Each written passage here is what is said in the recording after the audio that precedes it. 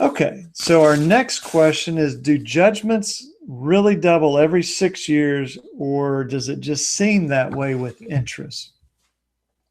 So let's talk about it. We get a judgment. From that point forward, that judgment is making interest. Now, it depends on what the interest rate is.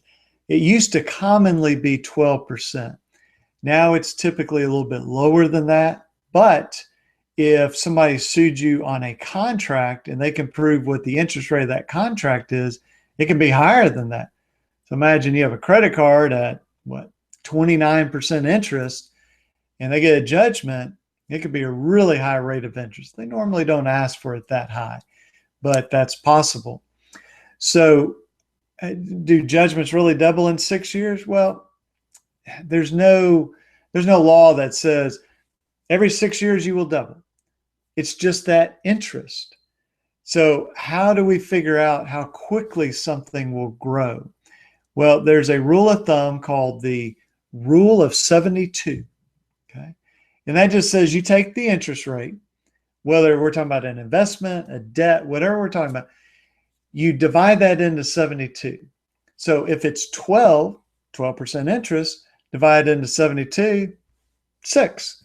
So in about 6 years, that will double.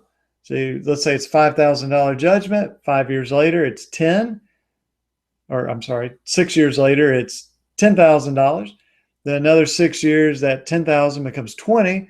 Another 6 years, that 20 becomes 40. It just keeps growing and growing and growing. That's the power of interest. Now, if it's 6% interest, it's going to take 12 years to double. If it's 36% interest, it's going to take about 2 years to double. So it's just a matter of that interest. And where people can get burned on this is maybe they allowed a default judgment to happen, $5,000. And that's 6 years ago. And they go, well, yeah, okay, I think I need to pay this. So, I'll go pay them something less than 5. And the collection lawyer goes, well, wait a minute, it's now $10,000. They go, no, it can't be. Yeah, there's interest. That interest accrues. And so be very careful about that. And, if you are in a garnishment situation, and so here's a judgment, and then they're garnishing your wages as you go forward in time, you want to make sure that you're considering what is the impact of the interest. Because sometimes people, again, we'll use our $5,000 example, and now they've garnished me for $5,000. I go, oh, good, I'm done. And then 4 years later, I get a nasty letter from the collection lawyer saying, hey, you owe us $2,000. I'm like, what are you talking about? It was a $5,000 judgment. You garnished $5,000. They go, yes, but you forgot about the interest.